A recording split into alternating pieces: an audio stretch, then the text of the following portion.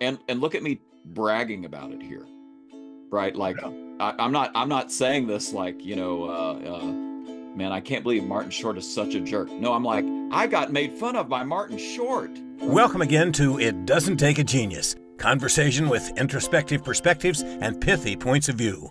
Here are your hosts, my friends, Max and Marty. I think that's Mark and Mike. Yeah, whatever. Ramsey! Marshall, it is so wonderful to see you yet again. And for the folks who are listening in and not viewing us on YouTube, I have to say two things. First off, hit that like and subscribe button, because we always forget to say that, but we're supposed to say it. Hey. And actually, my kids say I'm supposed to say smash that like button. So maybe I'll smash. Anyway. The other thing is, what is your background? Because I know I'm supposed to recognize it, and I never know this one. Is it Mad Men? Yes, excellent. Yeah, Ah. Mad Men. Yes, the avocado green appliances. Yes. What was that? Pine. Yeah, the Naughty Pine. naughty pine cabinets. Yes. All the good stuff. And so, yeah, it kind of fits with today's episode about being a madman. So. Oh, so clever. Yeah, there's always a segue. So we're talking about this today. We were talking about I go in the restaurant, and the waitress person appears, and the waitress person has three like pierced lip thingies. Like I don't know the nomenclature, but yeah, there's three piercings in her lip, a couple in her nose, little chain thing happening here, neck tattoo. I don't think the hair color was natural. Just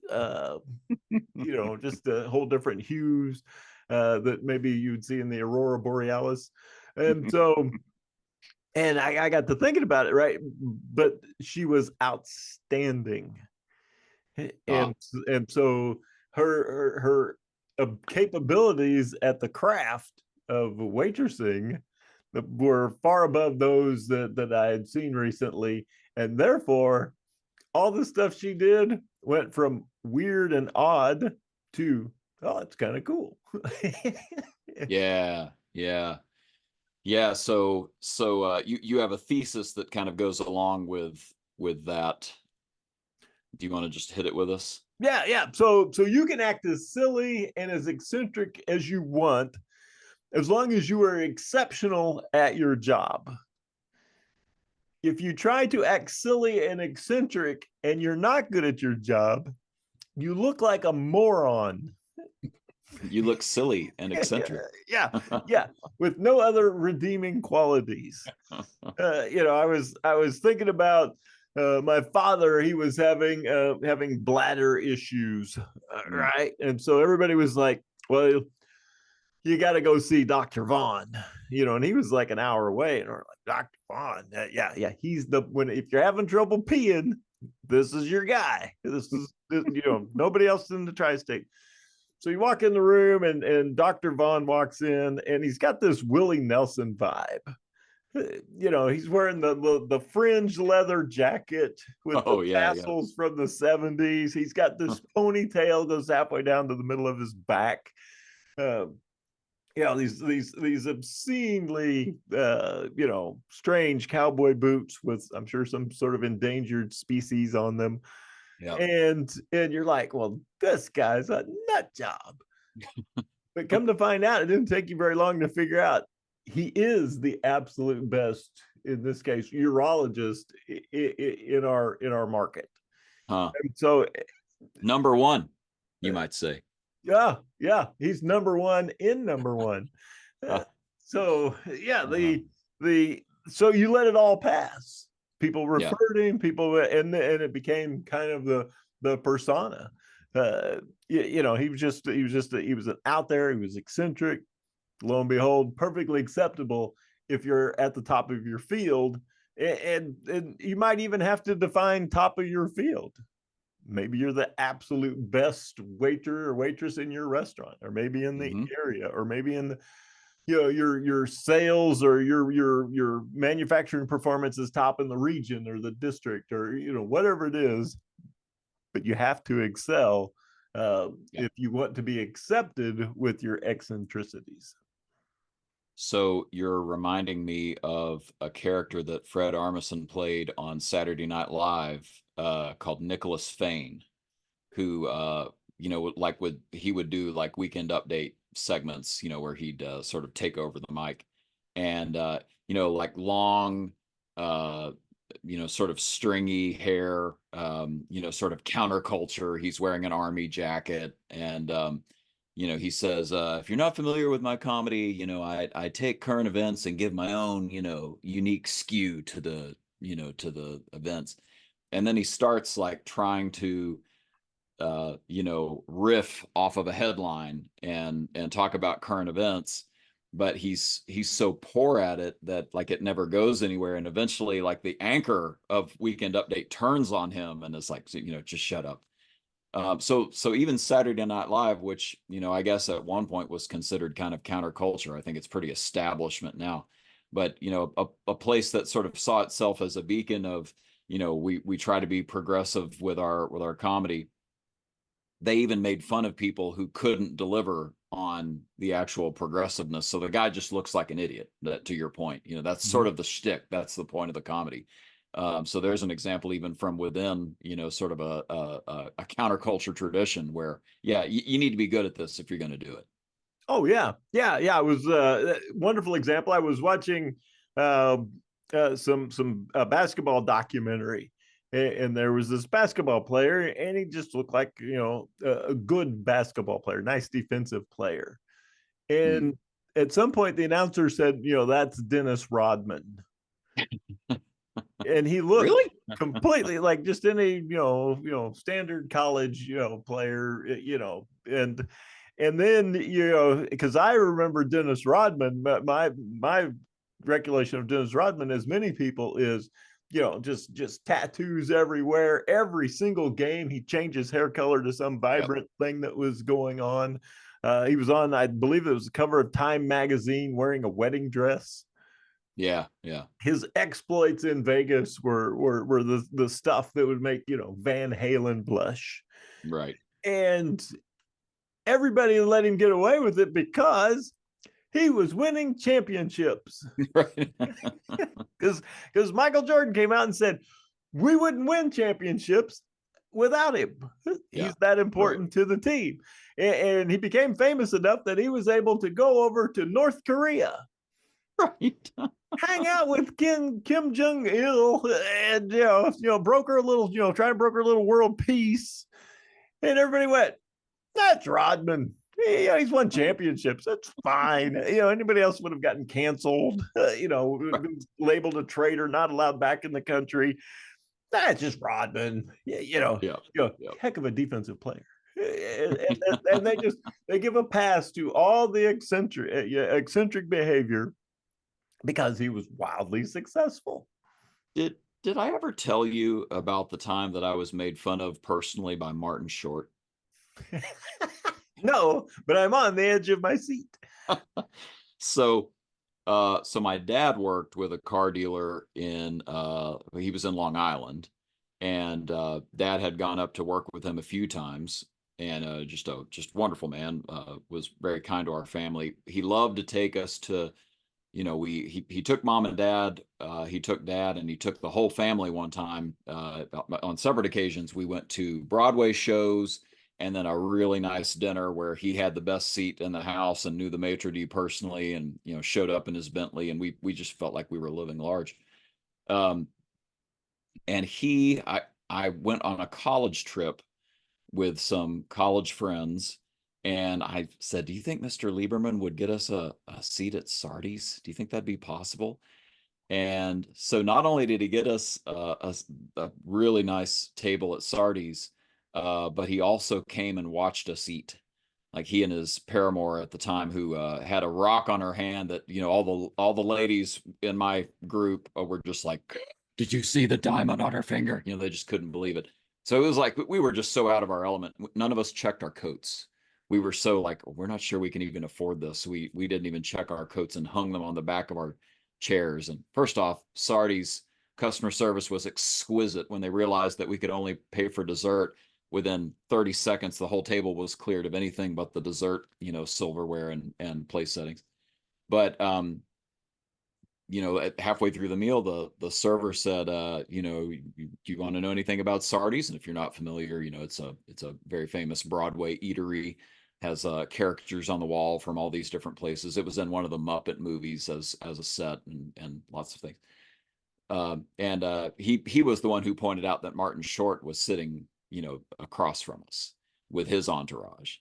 And so at one point, when Mr. Lieberman came, I stood up when I realized we didn't know Mr. Lieberman was going to join us. Mr. Lieberman sat at another table and talked to us. But when he walked in the room, I jumped up and said, "Mr. Lieberman," and my knees popping into my chair was just enough to make the whole chair go wham and hit the floor, because it was top heavy with the coat that I had hanging on it. And about that time, all of that is to say, Martin Short pointed at me, leaned over and said something, and the whole table laughed. So I'm sure I was the butt of a "look at these out of town rubes" joke, and look at me bragging about it here, right? Like, Yeah. I'm not saying this like, man, I can't believe Martin Short is such a jerk. No, I'm like, I got made fun of by Martin Short, right? It's because he's a man at the top of his game, right? Like, this is a genius of comedy, and I got the privilege of being on the butt end of his jokes. Yeah, he's so good that I'm like excited that I get to say that I was a part of that joke. He doesn't even remember this event. I mean, this is probably like a every hour occurrence for him, but it was a big deal for me to get to be abused by Martin Short. What a world, right? I think you're wrong. I think Martin Short went home and wrote in his diary that night, got to make fun of some Kentucky folks hanging out in the Big Apple. It was a great day. A great day. It was awesome. Well, you bring up a great point, right? How do we tie this back to some of the clients that we work with every day? Yeah. So it reminds me of my favorite question to ask in a car dealership, all time. All my questions. This is my favorite. How many cars do I have to sell in order to not follow the rules? Yep. What? And then everybody denies it. Yeah, everybody's like, that's everybody treat everybody the same. It's everybody follows the same process, and there are no favorites here. And then you just stare at them, and you don't say anything, just give them the look, right? And then they start to crack. Why? Right. So Joel, he sells the most cars. Right. For him, sales meetings are optional. He doesn't follow the process. He's the only guy. Nobody knows. He's the only guy with a demo. Everybody knows all of this stuff. But if you reach a certain level of success, all of a sudden you can be a little eccentric. You can you gain a little autonomy, and people allow you some space. And so it's a wonderful example in our world. I will say, right, on the flip side of this, being my own devil's advocate, that you should still bring your authentic self to work. You still want to bring yourself to the craft. Just know that there's a point where it will cross a line, and it's hard to define where that line is. Of it's out there enough and still acceptable, and then it crosses the line of unacceptable, and your success pushes that line farther away. Well, and you were going to bring up that devil's advocate position, and I've got a similar one, which is, we're not saying this is a moral issue. This isn't like right or wrong. This is how human nature works. You get to be getting away with some things if you're providing such a value to the people around you that they're more than willing to excuse the behavior. And authenticity is the same way, right? At the base level, you being authentic, there's something about that brings value. People know they're dealing with a real human being who's really, present and thinking about their situation. If you're in a retail environment, right? If you're a waitress, they know that they're getting some realness from you, and they appreciate that and value that. When you creep up into eccentricville, maybe that's super authentic, but you're not adding enough value to offset that. So that, I think that's the issue is, we're still people who have human nature, and that's what we're talking about here, is describing human nature and the value we bring to others. Oh yeah. Yeah. No, you make such a great point that this is not fair. Right. This is not Right. fair. So you see, like if you have somebody who has they're addicted to pharmaceuticals, right? Yeah. If you're rich and you have this problem with pharmaceuticals, Yep. you've got a medical issue. If Yeah. you're poor and you have a problem with pharmaceuticals, you're an addict. Right. like wait a minute, I think it's the same problem. Yeah, but your success in socioeconomic will change how people refer to it. Yep. And how people looked at it. There was a comedian, he was, went back when, like everywhere you went in the airport, people were reading 50 Shades of Grey. Yeah. About this, apparently it was about a billionaire guy, and he was doing strange things to this lady. And this comedian, I can't remember who it was, but he came out and he said, the book wouldn't have been nearly as popular if the hero in the book lived in a house trailer and worked at Walmart. Yeah. It would have been a story of abduction and abuse. Yeah. Yeah. But if you're a billionaire, Yeah. that's completely acceptable. Yeah. It's very easy. I mean, I've got some female friends who have talked about that, like it's in many ways, it's very easy to just read it as a book that romanticizes rape, the end. And but we've managed to say, oh, but it's sexy because he's a billionaire and he's interested in her of all people, whatever, creepy. Oh yeah. So yeah, think about it. All right. No one will fire you for eccentricity if you're the top performer. Yeah. And not to say that the difference would be, right, if you are a toxic employee, if you're a negative influence or whatever. Yeah, that's not what we're talking about. Yeah, we're talking about eccentricity. Yeah, you got some strange, quirky things that you do that don't detract from anybody else doing their job. They will let you get away with it if you're leading the board, if you're top in the region, things like that. So know that if this is what you desire, right? I want to let more of my real self come through, my authentic self be shown. Then you have to couple that with hard work, productivity, and success. And I think that really that's great advice for anybody. There's going to be something that at some point you're going to want excused. There's going to be some moment where you need some goodwill from the people around you. If you're excellent at what you do, bringing your real self to work, I think you get a lot more leeway, whether or not you want to be eccentric or just are trying to get through the day after making a mistake. Oh yeah. Yeah. They'll let you decorate your cubicle any way you like, as long as you're leading the board. You have the highest customer satisfaction. You're, whatever the metric is. You can bring a palm tree, an aquarium. They don't care. That's fine. That's Lori. She's fine. She's one of our best. So yeah, if she wants to have a collection of bobbleheads, that's up to her. We're good with that.